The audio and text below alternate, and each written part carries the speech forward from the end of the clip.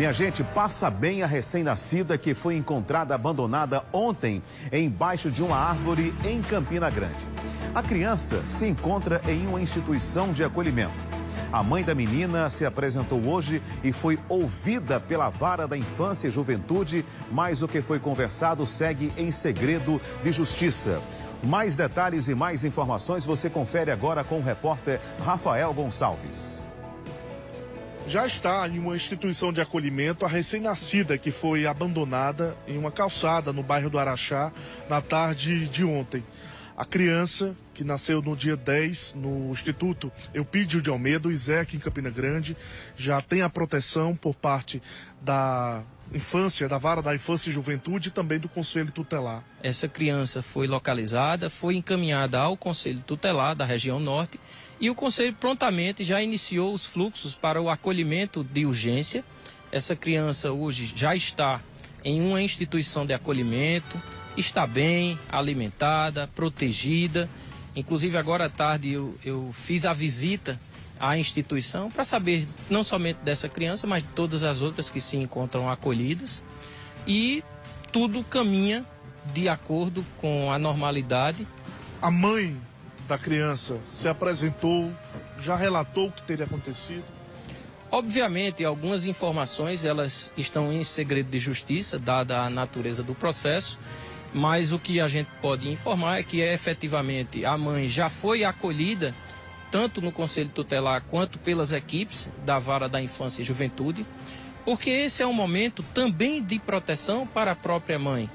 A mulher, quando está grávida, ela passa por alterações psicológicas, fisiológicas, e isso, no período que vem logo após o parto, é o período conhecido como puerpério, causa sim implicações físicas e mentais. E por isso, não é o momento de se julgar, não é o momento de se punir, e sim o momento de se acolher, de compreender as nuances desse fenômeno.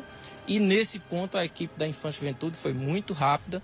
Nós já tivemos esse acolhimento com a mãe, ela já foi escutada, já estamos providenciando um relatório, né? Posteriormente vai ser feito provavelmente um exame de DNA, porque obviamente, dadas as circunstâncias, a gente ainda não tem a certeza que essa pessoa que se apresentou é efetivamente. Há indícios, claro, por isso que ela foi acolhida, mas a gente tem que ter certeza para poder julgar. Uma vez compreendido o fenômeno desse abandono, compreendida a situação, a gente vai analisar se essa criança tem mais familiares, que é o que a gente chama de família extensa, e posteriormente, a depender do trâmite processual e das circunstâncias em que esse acolhimento aconteceu, a gente pode entender pela reintegração da família ou pela colocação dessa criança para encaminhamento de adoção. Muita gente se disponibiliza a adotar a criança, mas o processo não é bem assim, né? Não é muito tomado pela emoção. Precisa seguir conceitos. Quais são esses conceitos? Quais são esses trâmites? Pois é, a gente tem visto, inclusive nas redes sociais, uma euforia generalizada, um entusiasmo das pessoas no sentido de promover a solidariedade e a compaixão em casos dessa natureza. Isso é muito bem-vindo. As pessoas, sim, hoje têm que se preocupar com o seu semelhante.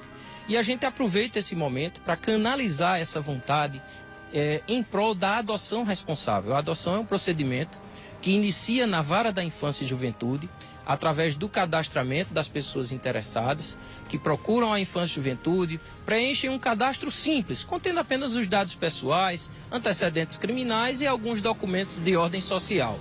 Feito isso, essas pessoas são submetidas a um curso de formação que dura 3 dias, em que são apresentados todos os aspectos da adoção responsável, aquela adoção que é um projeto de vida e não apenas uma decisão de impulso.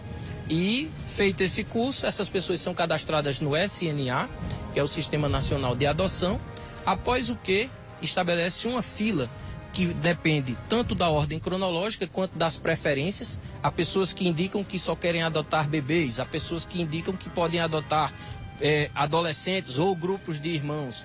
E a partir dessas pré-definições, as pessoas são submetem a um outro procedimento que chama a aproximação, onde a gente junta a criança que precisa de um lar e a pessoa ou família que está disposta a doar um pouco da sua vida para essa criança.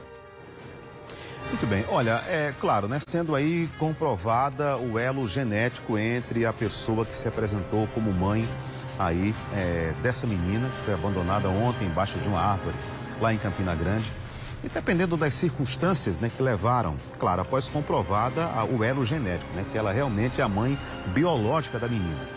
E aí, dependendo das justificativas dela, né, por ter praticado esse ato aí, né, das circunstâncias que levaram ela a praticar esse ato, e ela estando efetivamente e verdadeiramente arrependida, eu sou da opinião, né, que a menina deve ser realmente entregue à mãe biológica para que ela crie, porque nada melhor do que a própria mãe criar a sua filha. Claro, ela atendendo aí todas as exigências, né, agora aí da vara da infância e da juventude, e dependendo do que ela tenha trazido aí como justificativa para ter praticado este ato. Um detalhe importante é que o policial que foi até a casa, né, da pessoa que acolheu a menina, inclusive estava até dando de mamar a menina, disse o seguinte, que a criança parecia ser uma criança muito bem cuidada, não apresentava ali sinais de maus tratos, né? Estava com aparência muito boa mesmo, como era uma criança bem tratada e bem cuidada. Essa foi a fala, então, do policial militar, que foi até a casa da senhora, né, que estava com outro bebê recém-nascido e, inclusive, amamentou a criança. Então, as impressões que o policial teve ao chegar lá na casa dessa senhora é que ela era uma criança muito bem tratada. Então, isso é algo que deve ser levado aí em consideração a favor da mãe biológica. Vamos aí, então, aguardar aí, né, os próximos capítulos dessa história e que, graças a Deus, tomara Deus que termine bem, tanto para a criança, principalmente, como também para a mãe biológica, para quem eu torço que realmente a criança seja devolvida, dependendo aí das circunstâncias que levaram ela a praticar esse ato e que ela esteja aí verdadeiramente arrependida pelo que fez, já que a criança aparentava ser muito, mas muito bem tratada mesmo.